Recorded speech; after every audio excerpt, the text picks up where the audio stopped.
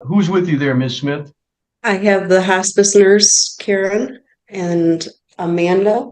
One of the managers of August House. All right, thank you. And where is Donna at today? She's in her room sleeping. All right, as long as I'm aware where she's at. This is a petition for modification. Can you tell me what it is that you're asking for, Ms. Smith? My sister has basically subpoenaed me to court. She's wanting to be co-guardian. What is your I'm position not on for that. that request? I don't feel that she should have any right to be co-guardian. She is unreliable, unstable, risky behavior, and I fear for my mother's safety with her. All right. Is Karen Dickerson here? Yes, Your Honor. Buckle up, guys. Today we're stepping into a courtroom where a deeply personal family conflict is about to unfold. Right from the start, the judge establishes control, but the tension spikes immediately when one sister opposes the other becoming co-guardian. She labels her as unstable and risky, raising serious concerns about their mother's safety. In just under a minute, we're thrown into a case that's not just legal, it's emotional, and clearly, there's a lot more beneath the surface. All right, can you tell me what it is that you're asking for in this petition? Yes, I love my mom dearly, and I am happy my mom is, in the care at August House. I've observed her declining. All I'm wanting to do, my mom and I have always had a very strong bond, a strong relationship. I've spent, a lot of time visiting with her. Since my mom has been at the August House, she is beginning to decline. I have observed that decline.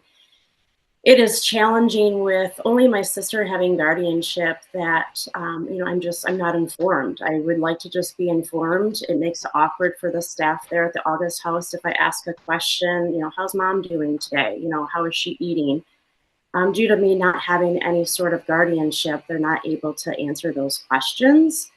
I have visited my mom regularly, when she was independent, and now since she's been at assisted living at the August House in Gaylord since last, I believe it was June or July in August. I'm sorry, of 2025. Regular visits. I'm also a board certified and state licensed occupational therapy assistant. Of course, my mom is my best interest. I'm not there to provide any sort of therapeutic intervention, but it does allow me to observe and especially watch for safety. At this point, my mom is unfortunately declining rapidly, and I just want to be able to spend that quality time with her, and just knowing her, her prognosis and how she's doing that day, and knowing her baseline. Again, because the staff is unable to share the information. All right, guys. Now we hear directly from the sister fighting to be involved, and her tone completely shifts the atmosphere. She isn't arguing for control. She's asking for connection. She explains how her mother is rapidly declining and how being shut out of basic medical updates is affecting her ability to spend meaningful time. Her words feel personal, detailed, and sincere, painting a picture of someone who feels pushed aside during the most critical moments of her mother's life. Makes it a challenge when I don't know her baseline, because she can change from day to day, week to week.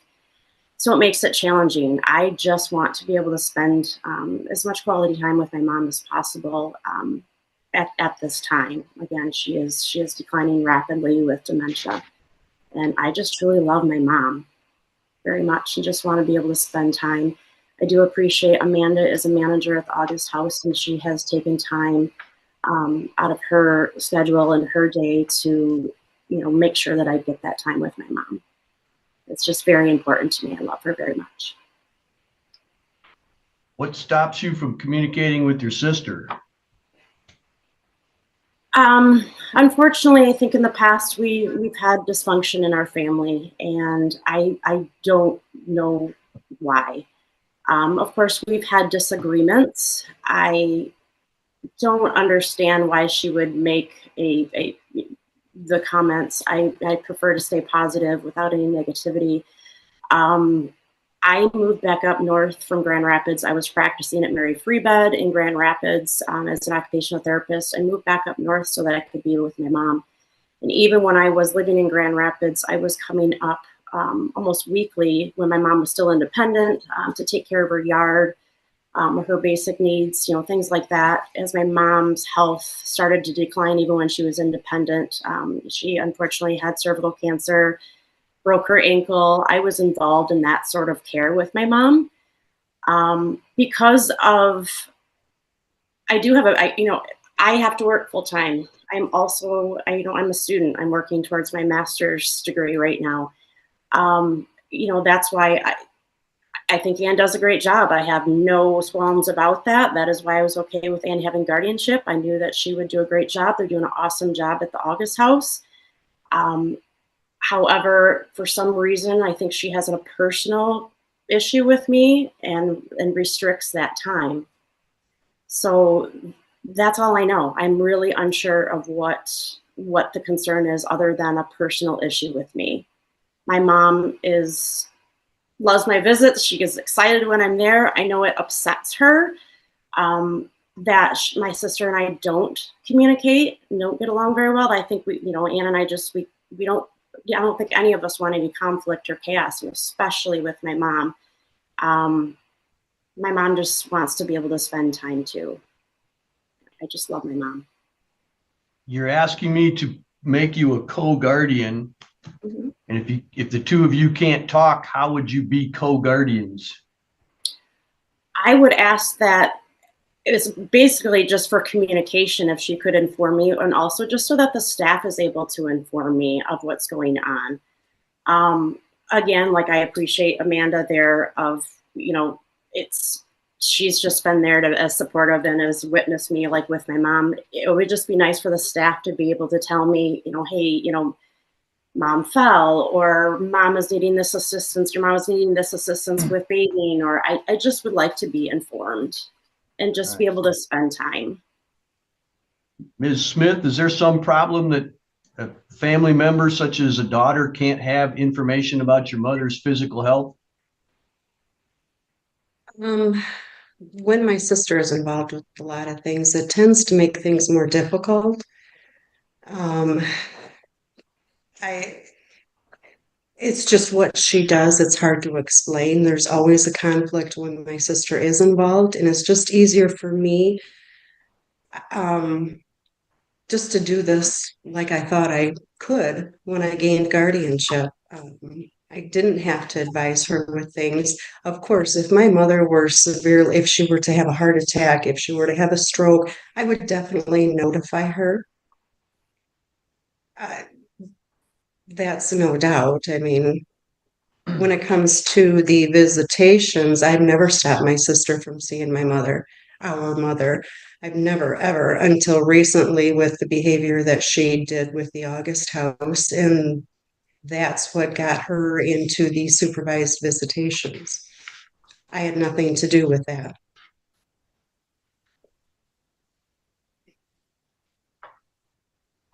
So the question is, your sister receiving health information about your mother, why would that be a problem? It isn't a problem. There's been nothing to notify my sister of. I mean, she has dementia. She's declining. What notification does she need from me when she can see it and see it every time she comes in? I think the question is, can she ask the staff how your mother is doing? That seems to be what her question is today. What is the problem with allowing staff to be able to say, well, your mother's condition? Now things start getting intense. The judge cuts straight to the core issue. If these two can't even communicate, how could they possibly share responsibility? That's when the situation takes a sharp turn. The current guardian reveals that visits had to be supervised due to past behavior, flipping the narrative completely. What seemed like a simple request for information now turns into a question of trust, control, and whether one sister's involvement is actually helping or making things worse. Today is her heart rate is this, her blood pressure is this, She received this medication today. We took her for this sort of rehabilitation today, and this is how she did. What is wrong with that information being given to a family member? Because my sister has a tendency to involve herself with that medical staff to give her opinion on things when I am the legal guardian. If she were to ask, is she having a good day? Did she eat today? I have no problem with that. And they would absolutely say that. My mother fell. Well, that's obvious. She had a black eye, asking, I, it's very difficult to have interaction with my sister, and I have kept everything very quiet. And if there was something serious, I would let my sister know. I get that the two of you have a difficult relationship. I'm not discounting that at all. On the other hand, does a daughter have a right to know how a mother is doing physically? In general, the answer to that question is yes, unless there's some overcoming issue where she's going to use that inappropriately, and in fact has used it inappropriately in the past, so that I need to make a protective order, not for your protection, but for your mother's protection. That's the issue that I, as the judge, have. You, as the guardian, stand in, it'd be kind of like a parent's position, a parent and a child. If you've got two parents that don't live together, one has the child living with them, they're the one that controls what the child does, but the other parent still has a right to know, hey, Johnny had pneumonia, or Johnny has medication, or Johnny fell down and broke his leg. They have the right to that information, even though they may be difficult to live with. And that's maybe why parents aren't living together anymore. That's kind of the analogous situation that we have here. I'm not saying it's right, wrong, or otherwise. It just is. So I get that the two of you can't live together. I'm not asking you to live together. I'm just saying that information needs to flow. If August House has a problem with how she presents herself at the August House, then August House can take action. They can say, sorry, we're not listening to you, or sorry, you can only come in when we're here, or you can only deal with certain managers. That they can do those sorts of things. And if there's a continuing problem, they can bring that to me, and I can take corrective action as well. But right now, all I have is a request for information. And as long as it's just information, and it's a daughter to a mother, that's an appropriate request for information. Does that make sense to you? I know you may not like that, but does that make sense to you? Yes, it makes sense. All right. I would like it, and if necessary, I would order it. I'm hoping I don't have to order it, but if I had to, I would order that. So I'm asking you, as the guardian, to simply speak with August House, make sure that they understand that they can give basic health information to the family members, not to everybody in the world, but to the known family members about your mother, which would include the generic medication, rehabilitation steps, how she's doing today, temperature, requests that mom has made or not made, how much she's eating, all of those kinds of normal physical health issues, I think would be appropriate. And I know that August House staff is there with you right now. Do they have any concerns about what I've said? Hospice nurse Karen does. Good Yes, morning. My first encounter with with Donna's daughter, Karen, she was admitted to hospice on the 8th of February, I believe. And Karen came to the community while Donna was in the hospital, and she was out in our entryway crying, bawling, trying to get information, but I wasn't allowed to give it to her. Well, then she didn't come back for 20 to 30 days after Donna had been put on hospice and a care plan was put into place. And she wanted to visit with her mom, and Ann said it was okay.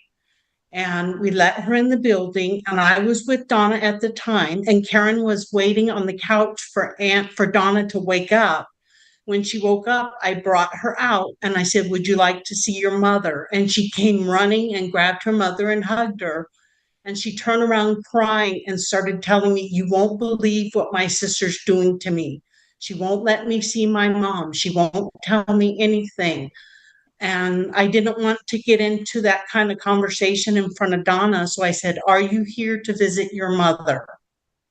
And she said, "Yes." I said, "Then let's visit with your mom." I just redirected the situation. Good. During their visit, Donna kept attempting to go back to her bedroom, and her daughter Karen kept taking her away from the room. Donna began to get agitated. You could see it in the way she walked and the way she was holding her body. She started to wander into open doors in other rooms down the hall while they were walking, which showed me that she was seeking her room, kind of her safe space to go and relax. But Karen was not allowed in the room at that time. That was a request made by Anne and the community. I don't understand why I can't speak to that. So she was kept out of the room. And then she told me that her agenda with her mom was to evaluate her and start a care plan to help her. And I said, "You can't do that. You don't have guardianship at this time, and we won't be able to initiate anything you want." And she goes, "Can't you just tell me anything?" And I said, "I can't. I'm bound by the guardian." And she kept keeping Donna from the room. I called the administrator and I explained what was happening and how Donna was becoming irritated. And she said, "No, ask her to leave and not visit right now." So she was asked to leave, and she went out to the front. And when I came back out front, she was bawling, talking to our RCD, Danny Lynn Marcinkowski, and she was complaining to her that I asked her to leave, and she was yelling and saying how bad we were. And I said, "Please don't start trouble in the community. You need to leave the building. You were asked to leave." Then she went out front, and one of our residents who smokes was out front, and she began to unload on him about what was going on. And Danny then went out and asked her to leave the building, that she didn't need to involve our other family members or staff into what was going on. And that's my experience with Karen. That's all I've known with her. All right. You've heard what I've asked Ann to allow as far as the information exchange. Is that going to be a difficulty for you and your staff? How much information we give out. Karen has been wanting to change things in the care plan previous to her ER, what was going on, but I can't speak directly to it. All right. At this point, I'm not asking anybody to You've lost change. your- At this point, I'm not asking anybody to change anything. I'm simply asking that your staff give information to a family member. I'm going to talk with Ms. That's easily Dickerson in done, just a- sir. Well, as long as it's continuing to be done. It sounded like there was a limitation on whether she could go in the room or not. And there was some limitation on whether or not she got information. So it's my belief that she, as the daughter, is entitled to basic health information about her mother, how she's doing, what kind of rehabilitation she's in, what her physical health is like, what she's eating, what kind of medication she's taking, those sorts of things. If there is something that she is doing, she being Karen, is doing at the August House, which is disrupting staff and other patients and or the normal flow of work, then you have the authority to take care of it just like you did. Contact your supervisors and have them make decisions. Is that clear to you? Yes, sir. That's All what right, we thank- did. And she's been allowed in the room. Karen's been allowed in the room on her subsequent visits since then. All right, thank you very much. I appreciate that. Ms. Thank you. Dickerson, you may be an occupational therapist assistant, but that doesn't mean that you are that for your mother. You are a daughter. Please conduct yourself as such. I'm not going to change the guardianship. I don't see any need to change the guardianship. I think that it's working out fine.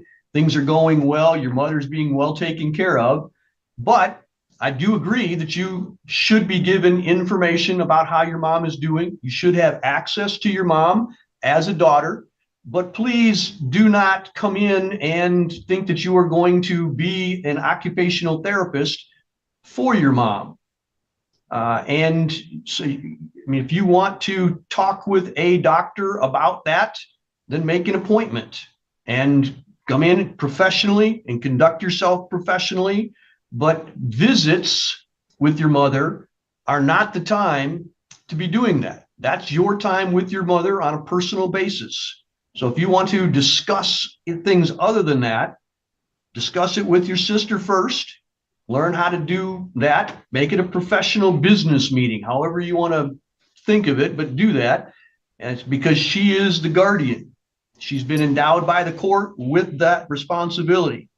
And whether you like it or not, that's where it's at. So talk with her first. If you disagree with that and you think that there is some medical issue or some rehabilitation issue that needs to be brought up, you have the right, just like you did today, to petition for that, to have me make a decision about that. But you must go to your sister first because she is the guardian. You don't come to court and then inform her of it afterwards. You go to her first. You work through that as best you can. Usually that means more than one short conference with her, and we go from there. Any questions about that you have? No, Your Honor. I have been, like I said, I began the conversation of, I think my mom is getting great care. Anna's done a good job. I think the events of which the hospice nurse has shared is a little bit different than I would thought. I am not there to practice. I just know that I'm there, and if I can observe. I don't create. I'm an OTA. I don't create care plans, so I don't know where this came from. I had mentioned that, hey, I have this knowledge. And I even have said it to them all several times. I'm there as her daughter. My mind is not in therapy mode. I just want to know the care and to be able to be involved, even down to if my mom is transferring on and off the commode, just to be able to assist in any way, not only just as her daughter. I want to care for my mom in that way. I think where the problem lies is Ann and I have not had any communication, and I am asking I just want her to communicate with me so that I know and we can all work together on this. That's all I'm asking. I wasn't aware. I think what it is too is when I'm not aware of that information, I don't know what my mom's baseline is. Like I said, she can be one way one day and another the next. And so the story that the hospice nurse was sharing, I didn't know I couldn't go in her room. I was trying to redirect her. Hey, Mom, let's go sit down in the dining room. That's all I had thought. And then eventually I said, Mom, do you need to go lay down? That is all I'm saying. I did mention as an OT that I am an OT. I am trained as far as safety wise. I am, educated on medical. I've worked in the medical field for 30 years. So I'm familiar with medications and all that stuff. That's why I'm asking just to be part of it. And I want to be able to just spend time with my mom as much as I can. Time is limited, and I'm seeing that come. This is where everything comes together. The judge steps in with a balanced but firm perspective, making it clear that while guardianship won't change, a daughter still has the right to know about her mother's condition. Testimony from the hospice nurse adds another layer, describing moments that raised concern about behavior during visits. In the end, the ruling draws a clear line. Information must be shared, but roles must be respected. It's a powerful reminder that when time is limited, conflict only makes things harder. If you found this breakdown insightful, make sure to like the video, subscribe to the channel, and we'll see you in the So again, I think August House doing a great job. Everything's fine. I just want that information and for my sister to communicate, because in the past it hasn't. It wasn't communicated to me even when my sister moved her to the August House. I had to figure out on my own. I just want to be with my mom and love her. You've heard then what I've asked your sister to do and what I've asked the August House to do. So let's see if that helps. I can't solve family communication problems. Only the family can. So I can tell you that I think it would be appropriate for you to have information. I can't make somebody give it to you. It sounds like Ms. Smith has said that she will, and August House has said that they will share information with you. Let's all try to relax just a little bit. Your mother's not going to be here very much longer, it sounds like. Let's make these days the best possible days that we can for her. And if we can do that, everything will be much, much smoother and much, much better for everybody else. And in the long run, it'll be best for your mom, which is what I think everybody wants. So let's do that. I'm going to deny the motion, but with the understanding that the things that we've talked about today will be done going forward. All right. Thank you very much. That's all for today. Thank you.